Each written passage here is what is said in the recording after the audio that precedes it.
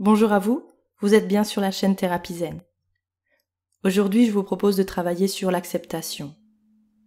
L'acceptation par rapport à des événements de vie que nous pouvons avoir, des changements professionnels, des changements familiales, ou toute autre chose qui peuvent nous bousculer. Accepter nos émotions, accepter le comportement de l'autre. Pour travailler là-dessus, j'ai choisi de prendre le livre « Les 3 émotions qui guérissent », que j'utiliserai sûrement à d'autres occasions. Un petit texte est à lire sur chaque sentiment, des sentiments différents, donc aujourd'hui nous travaillons sur l'acceptation, pour éveiller en nous ce sentiment.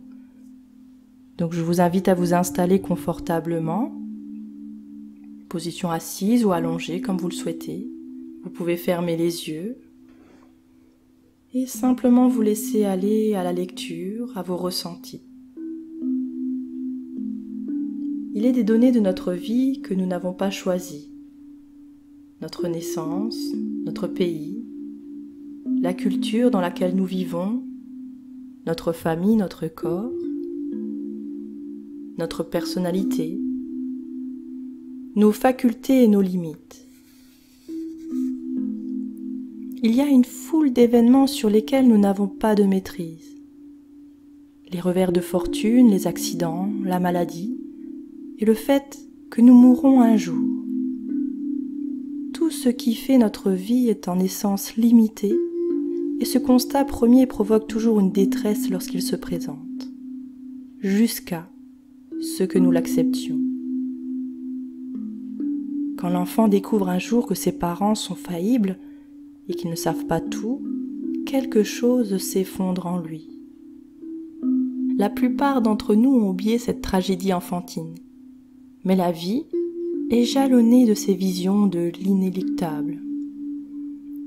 Avant d'atteindre l'état de Bouddha, le prince Siddhartha avait lui-même traversé un tel drame. Échappé du palais dans lequel il était élevé, entouré seulement de personnes jeunes et en bonne santé, il rencontra successivement un vieillard, un malade, un mort, puis un ascète. C'est alors qu'il entreprit de mettre fin à la souffrance. Et c'est en se reliant à autrui qu'il y parvint. David Servan-Schreiber, le médecin qui a fait connaître la cohérence cardiaque en France, se savait condamné par le cancer. Peu de temps avant sa mort, il a eu ses propos publiés dans le magazine Le Nouvel Observateur. La première idée qui console, c'est qu'il n'y a rien d'injuste dans la mort. La mort fait partie du processus de vie, tout le monde y passe. En soi, c'est très rassurant. On n'est pas détaché du bateau. L'acceptation nous fait l'égal des autres et le fait de nous savoir l'égal des autres nous permet d'accepter. C'est une boucle vertueuse. Et ce partage est un baume au cœur. L'acceptation ne concerne pas seulement les données de notre vie, de notre personnalité, elle consiste aussi à accueillir nos attitudes intérieures. Souvent, quand nous voulons améliorer notre bien-être ou que nous entamons un chemin de guérison, nous devenons intolérants à ce qui monte en nous, colère, jalousie, peur, etc. Alors au lieu d'apprendre à maîtriser nos émotions avec patience, nous les attribuons aux événements extérieurs. Nous sommes agacés à cause d'eux. Nous avons peur parce que nous les nions tout bonnement. Le déni est très facile car étant par nature physiologique, les émotions passent dans notre corps sans se signaler à nos pensées. C'est ainsi que nous pouvons être persuadés d'être calmes quand nous sommes agités, ou que nous ne voyons pas une anxiété ou un agacement monter, alors que tout notre comportement les trahit.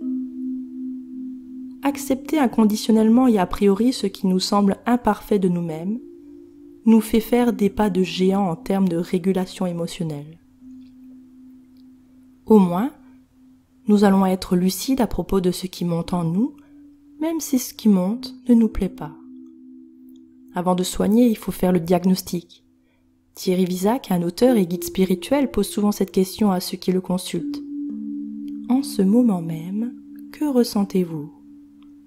Il est rare qu'une personne puisse dire spontanément son ressenti. Il est rare qu'elle le formule sans commentaire, sans explication, ni justification, qu'elle ne le maquille pas sous des aspects plus acceptables. La proposition de Thierry Visac est la suivante. Être avec ce qui est. Voir et accueillir.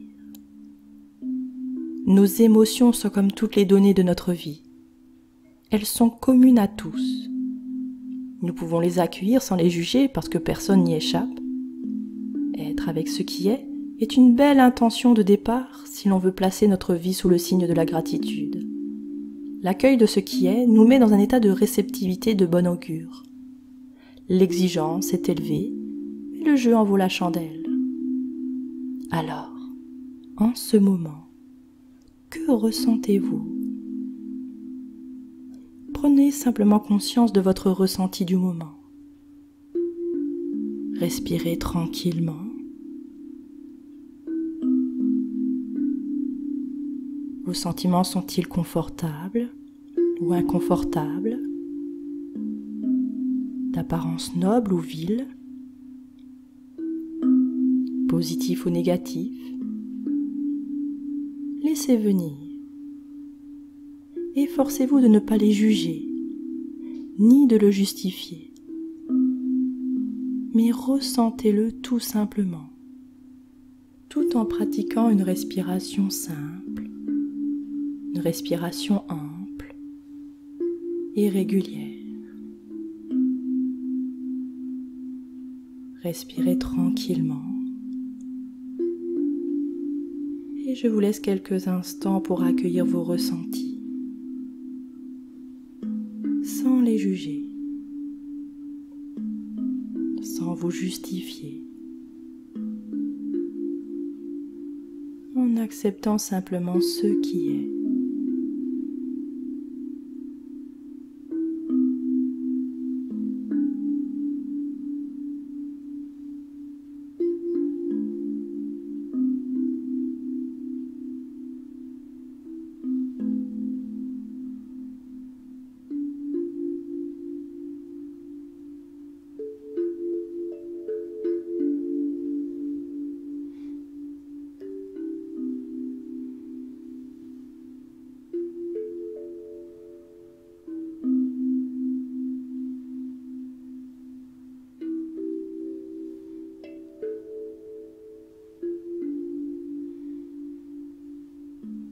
Alors, comment vous ressentez-vous ?